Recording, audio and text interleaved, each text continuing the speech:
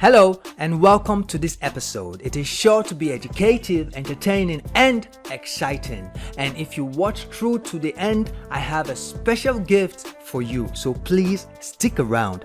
And if you haven't subscribed to the channel or this is your first time, please do subscribe, for this is how you support the channel, helping us to keep giving you great, educative, creative and entertaining content.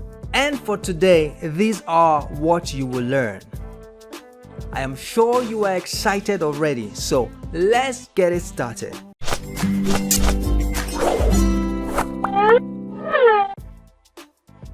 Okay, so the first step for us here is to create an action if we want to turn this dog head. So just like every other animation, the first thing we need to do is to make sure that no bone is selected. We go to the bone layer and create a new bone. Alright, then make sure you turn on your angle constraints and also reduce the bone strength and give the bone a name. This one we'll call it turn, and we'll go to our action tool and create a new action, and we'll go into that action, and at frame 48 we are going to start our turning. But the first thing we need to do right here is we'll have to create a reference so that we will know where the head is turning to, and this time around we want to turn the head to the front. So what we will do right now is we'll go to a different layer and create a circle head reference, which we will follow and shift all the points onto that circle part so that the head can turn to look at that point. Don't worry, you will understand more of what I'm talking about as we go forward. So the next thing for you to do is draw out your circle. You know how to do this already.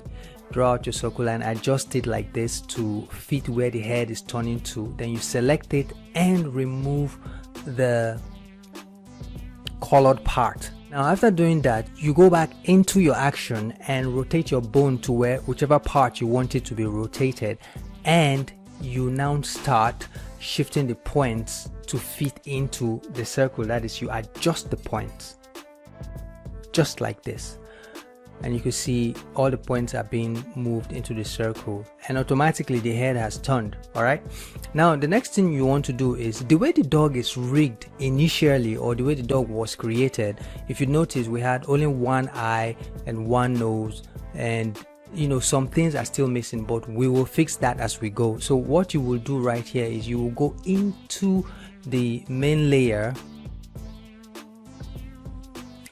that is, double click on the main layer and you go straight to the eye layer, and what you will do now is duplicate the eye layer so that you will have two of it, and you drag that behind the head.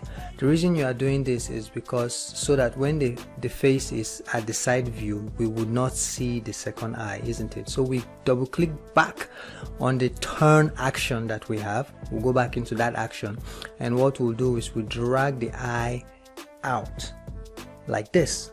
Alright, so you could see we can't see the eye because the eye is behind the head. So what we'll do right now is we'll have to go back to our main line or main layer and toggle on animated layer order by going to depth sort on your main folder. Alright, in my former videos I have shown you how to do this, but before we do that, let's adjust the mouth and make sure that everything is working properly well before we go forward, and also delete the reference because we might not be needing it anymore. It has served its purpose. So let's adjust the mouth real quickly,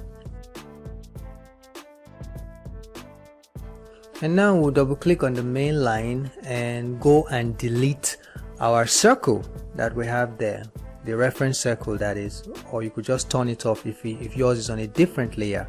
Alright, so we'll go back to the main line right now and go to our main dog folder and go and toggle on depth sort and animated layer order, and we are ready to go. So we'll go back to our main action and drag that eye, that the second eye which we created at that time, then we'll drag it forward so that it can appear at that point. All right, so you could see the eye if we move like this, you could see what is happening to the eye itself. So the eye is only appearing at frame 48. So what we'll have to do is we'll go to our main line, you could see it there, and you shift it to like frame 30 or 25 so that the eye can appear quickly while the head is turning left and right, or turning to the front rather and to the side. All right.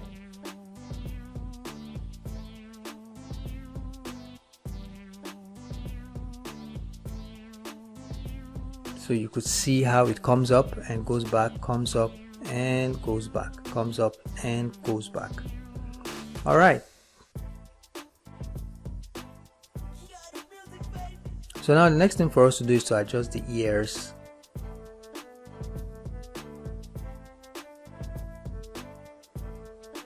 And make sure it's looking properly at this point in time, and adjust some parts of the face so that it looks more like a dog and not a human face.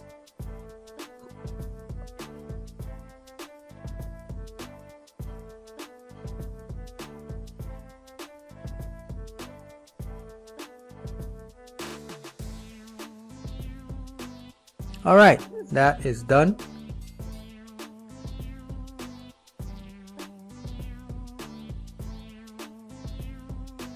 And so we now have a head turn. Our dog is turning at that same point without using a different layer. We are using the same layer itself. So all you have to do now is just adjust any other thing that is not seated well on the face, just like this nose dots or something. You know, we could shift it to the side, and just like we duplicated the eye, if you really want to do this, you can actually take your time to make sure that while creating the side view of the dog, you keep in mind the front view of the dog, so that all these parts like the eye, this dotted part, the ears, you make sure that you create them in a different layer that you can